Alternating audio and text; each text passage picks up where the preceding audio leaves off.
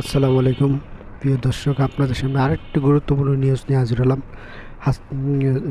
নাহিদ ইসলাম খুব বোমা পাঠালেন সরকারের বিরুদ্ধে। এমন কথা বললেন, সরকারের আন্দোলন করে এগুলা বাস্তবায়ন করবেন, যদি না করে পরবর্তী পদক্ষেপ আমরা নেব। তো কি বললেন নাহিদ ইসলাম, ভিডিওটা সবাই দেখেন। গণ আন্দোলনের বিকল্প ছাড়া এই সরকার কোনোভাবেই এই সংস্কারের অধ্যাদেশ, এই সংস্কারের প্রতিশ্রুতিগুলো বাস্তবায়ন করবে না। তো জুলাই সহ তো তারা দলীয় ইশতেহার হতে পারে না। জুলাই সহ তাদের দলীয় ইশতেহার যদি তারা বাস্তবায়ন করবে, তাহলে এত ঐক্যমত, এত আলোচনার কোনো প্রয়োজন ছিল না। ঠিক আছে, তাদের দলীয় ইশতেহার, সেই ইশতেহার তারা কতটুকু পালন করছে? সেই ইশতেহারে, সেই 31 দফায় তারা যতটুকু কমিটমেন্ট করেছিল, সেই কমিটমেন্ট গুলাও তারা ভঙ্গ করে গেছে। আমরা শেখ হাসিনার সময় যে পুলিশ ছিল, সেই পুলিশ ক্রমান্বয়ে পুলিশ লীগ হয়ে গিয়েছিল। এখন হয়তো তারা জাতীয়তাবাদী পুলিশ বাহিনী তৈরি করার চেষ্টায় রয়েছে। না হলে কেন তারা পুলিশ কমিশন, সংস্কার কমিশন করবে না? সেটা অধ্যাদেশ তারা বাস্তবায়ন করবে না। শেখ হাসিনার সময় আমরা বিচার বিভাগ দেখেছি কিভাবে দলীয়করণ হয়েছিল, ফলে বিচারপতিদেরকে নিরপেক্ষভাবে নিয়োগ দিতে হবে, সেই অধ্যাদেশটাকে তারা বাতিল করে দিয়েছে। অর্থাৎ তারা দেশের প্রত্যেকটি প্রতিষ্ঠান, যেই প্রতিষ্ঠানগুলো দলীয়করণের ফলে দেশে একটা স্বৈরতন্ত্র প্রতিষ্ঠা হয়েছিল, ফ্যাসিবাদ প্রতিষ্ঠা হয়েছিল, সেই প্রত্যেকটি ব্যবস্থাকেই, প্রত্যেকটি প্রতিষ্ঠানের দলীয়করণকে তারা পুনর্বহাল রেখেছে।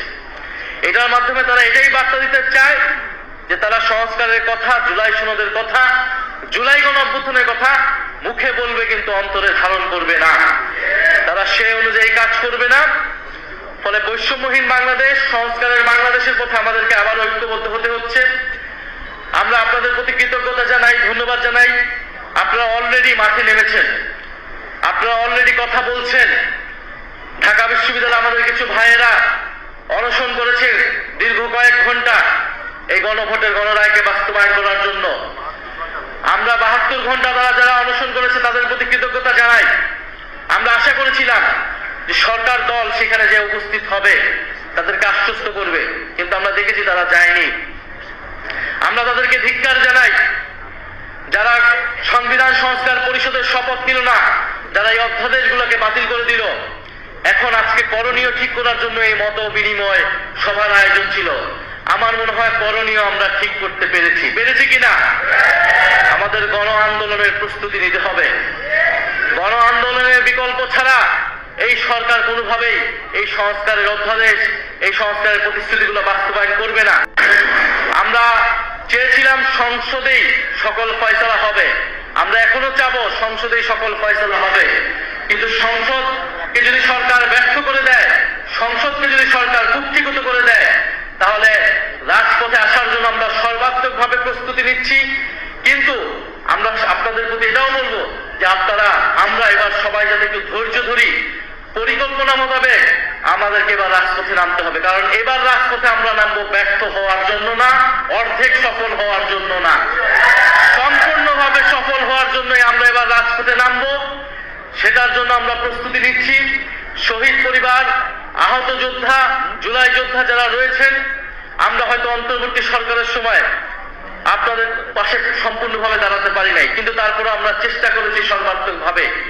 আমরা এই সরকার জুলাই যোদ্ধাদের পক্ষে বড় বড় কথা বলে আমরা আগে দেখতে চাই তারা অন্তর্বর্তী সরকার থেকে কি বেশি করতেছে জুলাই যোদ্ধাদের জন্য, সংস্কারের জন্য তারা কি বেশি করতেছে। জুলাই অধিদপ্তর সেটা অন্তর্বর্তী সরকারের সময়ই করা হয়েছিল। জুলাই শহীদ স্মৃতি ফাউন্ডেশন যারা অন্তর্বর্তী সরকারের সময়ই করা হয়েছিল। সবগুলা জিনিস অন্তর্বর্তী সরকারের সময় তারা সেগুলাকেই কিছুটা বাস্তবায়ন করার চেষ্টা করছে। অনেক জায়গায় সেগুলোতেও তাদের অনীহা দেখা যাচ্ছে। ফলে আপনাদের প্রতি আহ্বান থাকবে, অনুরোধ থাকবে, আমরা আবারও প্রস্তুতি নিচ্ছি, আমরা ঐক্যবদ্ধ আছি। আমাদের দল মত নির্বিশেষে, এটা কোনো দলের বিষয় না, এটা কোনো জোটের বিষয় না, এটা বাংলাদেশকে রক্ষা করার বিষয়, জুলাই গণ অভ্যুত্থানকে রক্ষা করার বিষয়, জুলাই শহীদদেরকে তাদের যে রক্ত, সেই রক্ত যাতে ব্যর্থ না হয় সেই উদ্যোগের বিষয়। এটার জন্য আমরা সবাই ঐক্যবদ্ধভাবে থাকবো। আজকে আপনারা যারা উপস্থিত হয়েছেন সবাই হয়তো কথা বলতে পারেন নাই, কিন্তু যারাই কথা বলেছেন সকলের আমরা সমান স্পিরিট দেখেছি। সবার কথা বলার, সবার মনের ভাষাটা আমরা বুঝতে পেরেছি। আমরা আবার ঐক্যবদ্ধ আছি, রাজপথের জন্য প্রস্তুত আছি। ইনশাআল্লাহ আপনারা সবাই প্রস্তুত আছেন? তবে আপনাদের প্রতি একটা কথা বলে শেষ করতে চাই। এবার রাজপথের আন্দোলনে আপনারা সন্তান হারিয়েছেন, কেউ পা হারিয়েছেন, কেউ হাত হারিয়েছেন। এবার আপনারা সামনে নয়, এবার আজকে এই মঞ্চে যারা বসে আছি আমরা সবার সামনে সারিতে থাকবো। গুলি আসলে বুকে আগে আমাদের গুলিতে আসবে, আমাদের বুকে আসবে। আপনারা শুধু আমাদেরকে সহযোগিতা করবেন, দোয়া করবেন। ইনশাআল্লাহ নতুন বাংলাদেশ প্রতিষ্ঠা হবেই, সংস্কার প্রতিষ্ঠা হবেই। শুধু বিএনপি কেন, আরো যেই শক্তি হোক না কেন, যে কোনো পরাশক্তি আসুক না কেন, বৈদেশিক শক্তি আসুক না কেন, আমরা তাদেরকে পরাজিত করে ছাড়বো ইনশাআল্লাহ। ক্ষমতা না জনতা, ক্ষমতা না জনতা, আপোষ না সংগ্রাম, দালালি না রাজপথ, দিল্লি না ঢাকা, গোলামি না আজাদি, ইনকিলাব ইনকিলাব।